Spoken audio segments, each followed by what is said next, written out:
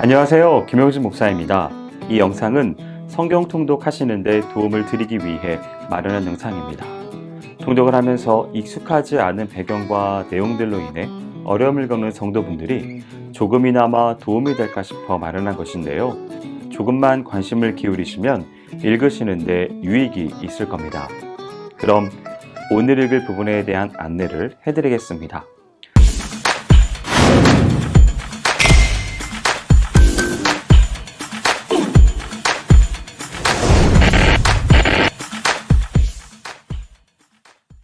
오늘 읽을 본문은 마태복음 5장에서 7장까지입니다. 마태복음 5장에서는 산상수훈이 소개되어 있습니다. 1절에서 12절은 산상수훈이 주어진 장소와 교훈의 대상을 밝히는 단락입니다. 여기서는 산상수훈의 핵심에 해당되는 부분으로 하나님을 향한 성도들의 신앙 자세와 그에 따르는 8가지 복에 대해 소개하고 있습니다. 여기서 제시된 8복은 현세에 국한하거나 물질적인 것들이 아니며 종말론적인 성격을 지닌 것들로서 행복 그 자체를 다룬 것으로 영적이며 영원한 가치를 지닌 것입니다. 동시에 이러한 복들은 예수 그리스도를 진정 자신의 왕으로 모시려 하는 자들이 맛보며 누릴 수 있는 복이기도 합니다. 즉 천국은 아직 완성되지 않은 종말론적인 성격을 가졌음에도 불구하고 예수 그리스도의 성육신으로 말미암아 이미 이 땅에 도래하였듯이 예수 그리스도 안에서 천국 시민된 자들은 이미 이러한 복을 누리고 있는 것입니다. 13절에서 16절은 이웃과 세상에 대한 성도들의 삶의 원리가 빛과 소금에 비유되어 소개되고 있습니다. 소금은 맛을 내는 기능과 부패 방지의 기능이 있습니다. 이것은 성도들이 가진 복음의 능력과 도덕적 성질을 강조한 것으로 죄로 오염된 이 세상을 성도들이 복음의 능력과 성결한 삶을 통해 정화해 나가야 할 것을 가리킵니다. 이와 같은 본문의 내용은 결국 하나님의 백성으로서 누리는 신령한 복에 상응하는 책임과 사명을 성도들이 감당해야 한다는 사실을 일깨워 주고 있습니다. 17절에서 20절은 예수님이 선포하신 하나님 나라의 법이 구약 율법의 부정이 아니라 율법의 완성임을 밝히는 단락입니다. 즉 예수님께서 제시하는 천국의 법과 윤리는 구약 성경에 나타난 율법과 아무 상관없는 새로운 것이 아니라 오히려 율법의 근본 의미를 강조하며 그것을 완성하게 하기 위한 것이라는 사실을 밝히는 것입니다. 바리새인과 서기관들은 예수의 교훈과 행동을 오해하여 예수를 율법 폐지론자로 비난했습니다. 그러나 그러한 행위는 율법의 근본 의미를 깨닫지 못한 결과로 예수님은 율법의 제정자이시며 수여자이시고 또한 완성자로서 그 근본 의미를 지적해 주십니다. 21절에서 48절은 구체적인 예를 들어가며 율법과 하나님 나라의 새로운 법을 비교하는 단락입니다. 본 단락에 열거되는 6가지 조항은 각기 살인, 간음, 이혼, 맹세, 복수, 이웃사랑에 관한 것으로서 율법에 대한 서기관과 바리새인들의 해석보다 훨씬 포괄적이고 엄격하다는 공통점을 지닙니다.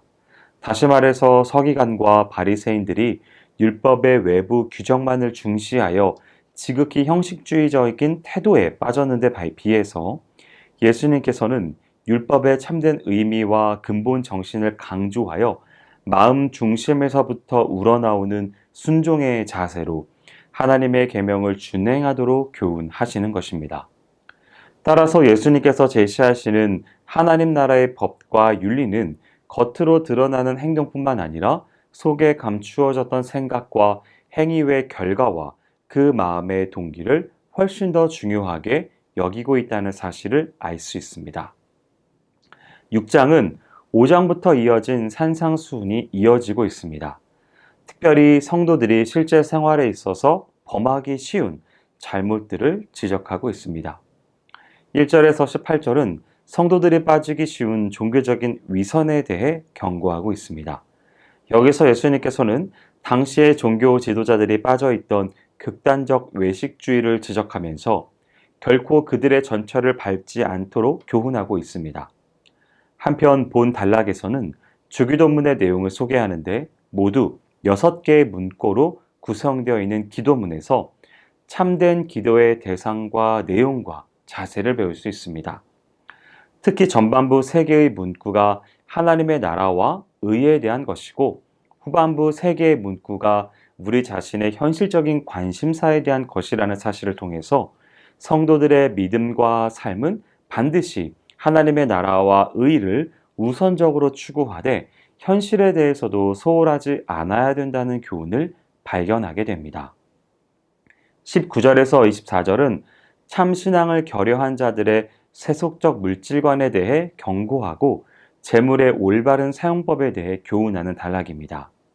당시의 유대인들은 물질적인 풍요를 하나님의 축복과 동일시하여 재물을 축적하는 일에 온갖 관심을 다 쏟았지만 예수님께서는 오히려 재물의 축적보다 그것의 올바른 사용에 주의를 기울이도록 촉구하셨습니다. 25절에서 34절은 하늘의 보물을 쌓는 성도들이 천국 시민으로서 지녀야 할 가치관을 제시하고 있습니다. 본문은 성도들로 하여금 의식주에 대해 지나친 염려와 불안을 떨쳐버리고 오히려 하나님의 나라와 의에 대하여 관심을 집중하도록 촉구하고 있습니다. 만약 성도가 하나님 나라의 가치관에 따라 이 생의 문제에 관한 일체의 염려를 불식시키고 삶의 우선순위를 영적인 문제에 둔다면 하나님께서는 그에게 필요한 모든 것을 채워주실 것이라고 약속합니다. 그렇다고 기독교 신앙이 현실을 무시한 채 그저 하늘만 바라보는 것은 아닙니다. 진정으로 예수님께서 강조하시는 바는 하나님 나라의 영광과 비교할 때 잠깐 보이다가 없어지는 안개와 같은 이 세상의 것들에 집착함으로써 보다 참되고 영원한 것들을 놓치게 될 것을 우려하신 것입니다. 7장은 5장부터 이어지던 산상수훈이 마무리되는 장입니다. 앞에 5장과 6장에서 천국 시민인 성도들이 지녀야 할 생활의 원리가 제시되었다면 7장에서는 천국 백성으로서 성도들이 지녀야 할 실천적 규범이 나열되면서 하나님의 나라는 말에 있지 않고 능력에 있다는 사실을 일깨워주고 있습니다. 1절에서 6절은 다른 사람들을 함부로 판단하여 비판하는 일을 금지하고 있습니다. 다만 이것이 죄악을 지적하고 불의에 대해 경고하며 거룩하게 구별된 삶을 살아야 하는 것까지 금하는 것은 아닙니다. 다만 본문은 자신이 심판주 하나님인 것처럼 다른 사람들을 비난하고 정죄하는 태도, 곧 다른 사람의 사소한 허물은 끝까지 물고 늘어지면서 막상 자기 자신의 심각한 과오는 가급적 덮어두려는 이율배반적 자세를 지녀서는 안 된다는 교훈입니다. 7절에서 11절은 간절하고 인내력 있는 기도를 하도록 교훈하고 있습니다. 예수님께서는 성도가 믿음을 갖고 확신 있는 기도를 하면 반드시 하나님께서 응답해 주신다고 교훈하고 있습니다. 본문에서 하나님의 응답을 받는 기도의 방법으로 구하라, 찾으라, 두드리라 라고 제시합니다. 구한다는 것은 자기의 결핍을 인식하고 하나님께 그것을 채워주시도록 호소하는 것을 말하고, 찾는다는 것은 인간 스스로의 노력을 동반할 필요가 있음을 말하며, 두드린다는 것은 행동과 함께 인내를 더하는 것을 말합니다. 12절에서 29절은 기타 실천적인 믿음들이 소개됩니다. 먼저는 무엇이든지 남에게 대접을 받고자 하는 대로 남을 대접하라는 행동 규범이 제시됩니다.